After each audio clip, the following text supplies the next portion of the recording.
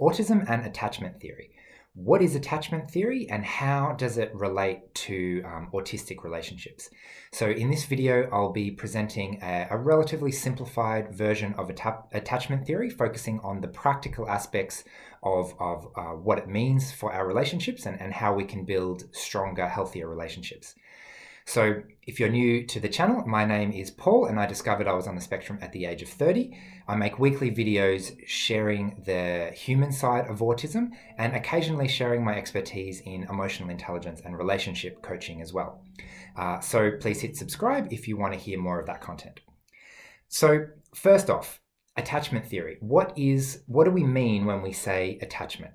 So the way to think about an attachment is that it's a very strong bond between human beings. So think of the relationship an infant child has with their mother, for example. It's a very strong attachment. You are my person.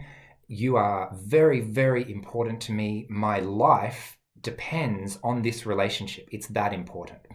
So one of the most practical things that we can learn by studying attachment and in relationships is how do we respond when that relationship is threatened, when the object of our attachment, when we fear that we might lose that person?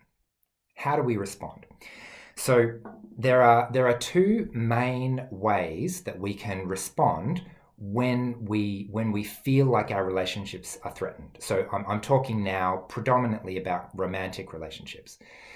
So the first way, which we'll call anxious attachment, which means when I feel insecure, I get anxious that the relationship is going to break down and I'm more likely to pull the other person in towards me. I'm more likely to cling on. I'm more likely to want more connection, redouble my efforts to save the relationship, and do everything possible to hold on and make sure that the relationship is okay and stays together. Because the relationship is so important to me that my brain literally feels like it's life and death here. I need to make sure this person stays in my life, and it's very, very important. It's the most important thing. So that's one way that we can respond, trying to pull in and hold the relationship together. Another way that we can respond, which is called avoidant attachment, is that we can think, oh, okay, I need to protect myself here. This person that I was in a relationship with, I cannot rely on them. They're not safe. I can't trust them. I can't lean on them. I need to be okay by myself. So I'm going to take a step back. I'm going to try to be okay without the relationship because the relationship might not be there. The relationship is a bit shaky at the moment. So what that looks like is distancing yourself from the other person, saying things like, I have to be okay if this person leaves me or if this relationship doesn't work. And focusing on, rather than focusing all your efforts on saving the relationship, it's more focusing your efforts on saving yourself if the relationship doesn't work. So you can see how there's two kind of opposite responses that we can have there. One is typically called anxious, to be anxious attachment, and the other one is called avoidant attachment. So again, this is a very simplified version. I'm not going to go any more into the theory. What I'm going to focus on now is more how does that play out in relationships, especially autistic relationships, and what can we learn from those kind of two different ways to approach feeling insecure in a relationship. So the first thing to note is that neither of these two ways is particularly helpful for the relationship. They both are essentially maladaptive behaviour that seeks to try and keep us safe and try and make sure we're okay. So one of them says, the anxious attachment says, I can only be okay if I can keep this person in my life. And the avoidant attachment says, I can only be okay if I don't need this person in my life anymore, if I can be okay without them. So where to now? I've got some notes here, which I'm going to refer to now because I've lost my train of thought, which is okay. I don't want to make it sound like you're either one or the other. A more helpful way to think about these is these are both ways that we can respond to the situation, and you might find yourself responding in the anxious way, or you might find yourself responding in the avoidant way. However, most of us will have a fairly strong preference and pattern for typically doing one more than the other. So while it helps to identify yourself and potentially identify the behavior of your partner as one or the other, it's important to remember that these are just categories, and it's helpful to see ourselves in both sometimes. So, okay. So what do these look like? So if I feel like the relationship is threatened and I'm exhibiting the behavior of the ancient insecure attachment style, I'm more likely to try to have more contact. I'm going to seem needy and clingy and dependent, and I'm trying to hold on to the relationship and to make sure it's not going to go anywhere. Now, imagine if my partner is the opposite, and my partner sees that behavior and thinks, wow, this person is suddenly unstable and suddenly unhealthy and unpredictable. I need to protect myself from the relationship. The opposite side feels distant and withdrawn and focuses on being independent rather than committing to the relationship. So a typical stereotypical way that this plays out, and I see this a lot in my coaching work, so I'm going to share the most common kind of scenario that I see. So see if you can see yourself or your partner in one or both of these sides of the coin. So the most common arrangement that I find that aspie males tend to have an avoidant attachment and often end up in a relationship with an anxious neurotypical woman. So that's the example that I'm going to share at the moment. So in the beginning, everything is going great. You're having fun. You are really enjoying each other's company. You think each other are amazing. Everything is going really well. You have an amazing connection. Everything is great. And then what happens is naturally there's some level of stress in the relationship. It could come from inside, from outside. We all go through stress all the time. And this is where our responses come in. How do we respond to this stress? So a very common thing on the aspie side is to think, well, this is a bit stressful and overwhelming. I'm going to take a little bit of a step back and I'm going to take care of myself. Maybe I need some more alone time.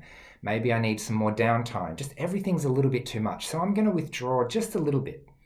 Now, naturally, if your partner has an anxious attachment style, that's going to absolutely set off all of their alarm bells about this relationship. Oh my God, he's withdrawing. He doesn't want to be a part of this relationship. I'm going to lose this person. I really love this person. I need to keep this person in my life. What do I do? I'm exaggerating slightly. Maybe you've felt a slightly more subdued version of this kind of emotion. So the natural anxious attachment style is going to lead that person to call more often, want to spend more time together, redouble the efforts to have more emotional connection and spend more time together and have more quality time and do all of those extra things. And of course, for the aspie who has just withdrawn, that's a little bit too much. Like, the reason I stepped back is to have a bit of a break, and now you're wanting all of this extra stuff. So people don't usually respond very well to that. Unfortunately, how this often plays out is that if we stay in this stalemate for a little while, eventually the anxious attachment person will end up saying something along the lines of, I'm not happy. I need you to do these things so that I can be okay and so that we can have this relationship.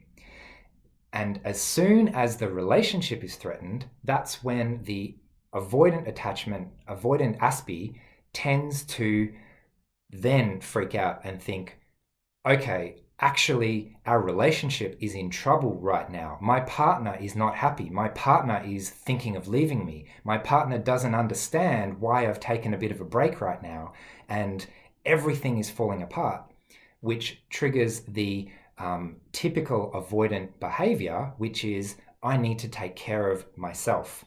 I cannot rely on this relationship anymore because this relationship might not be there tomorrow.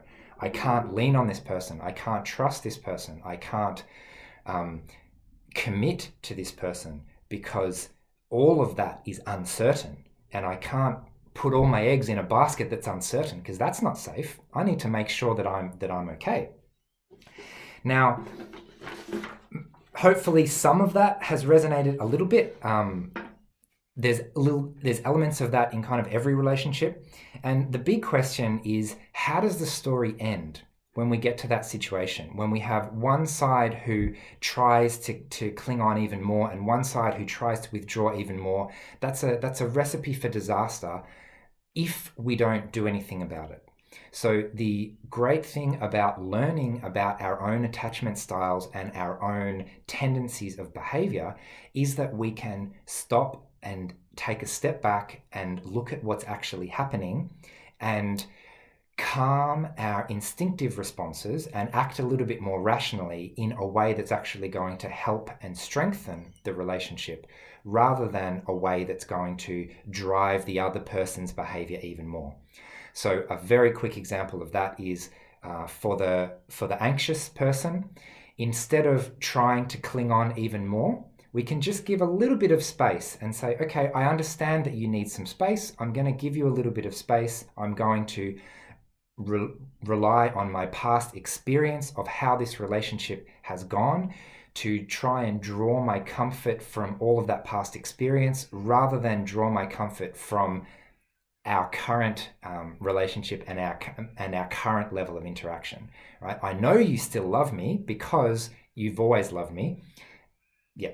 Now, on the other side, for the avoidant aspie, if we do just some little things to reach out to the other person and reassure them, I'm not going anywhere. I still love you. Everything is fine. I'm just taking a break. Everything is fine. We're reassuring and de-escalating that anxious behavior. So I could go into this in great detail. I've created a free resource on a similar thing called, what to do when he doesn't text back. And all of this is around understanding how we can be more secure within ourselves so that we don't project our own insecurity onto another person, and especially when we have mismatched attachment styles, that can get out of control really quickly. So the good news is, even if you have mismatched attachment styles, it is possible to build a really strong, healthy relationship if we start to understand the traps and the patterns that we can accidentally end up in, and start to instead put up our own personal boundaries to make sure that we're okay, to allow us to then connect to the other person. So I want to emphasize that in our own mind, our own attachment style and our own behavior feels really justified, feels like this is the best thing I can possibly do, and I've got all of these reasons to do this. Whereas actually, it's not helpful for the relationship. So I hear a lot of adults on the spectrum say things like, I'm not going to trust ever again. I'm not going to find a partner. I don't want to put my faith in friends. And when we have those kinds of attitudes, it prevents us from ever creating those relationships in a healthy way. Now, I'm not suggesting that we can just click our fingers and all of this magically goes away. Usually with these patterns, they've built up over a very, very long time, and they need to be sort of slowly dismantled, and we slowly learn when we can start to trust another person, for example. Okay, I have exhausted what I had already planned to say, so I should probably wrap up there. As I mentioned, I'll link a free download below. What to do when he won't text back, which is all about aspie withdrawal and how to manage that from the NT side of the relationship. Again, this is just a stereotypical example because there are lots of NT dating aspie kind of relationships out there. So check that out if you want. There's also a free, you can also click a checkbox that will sign you up to an email series on that. Otherwise, I hope you've enjoyed this video. Attachment theory is really interesting. I have really just scratched the surface today. So if you're more interested in that, I encourage you to look into it further. This has been a patron's choice video chosen by our Patreon family. So if you would like to become a member of that community, you can become a cup of coffee supporter of this channel for as little as $1 a week. So please consider that if you're able. Otherwise, again, trying to say goodbye. I hope you've enjoyed this video, and I'll see you again next time. Bye.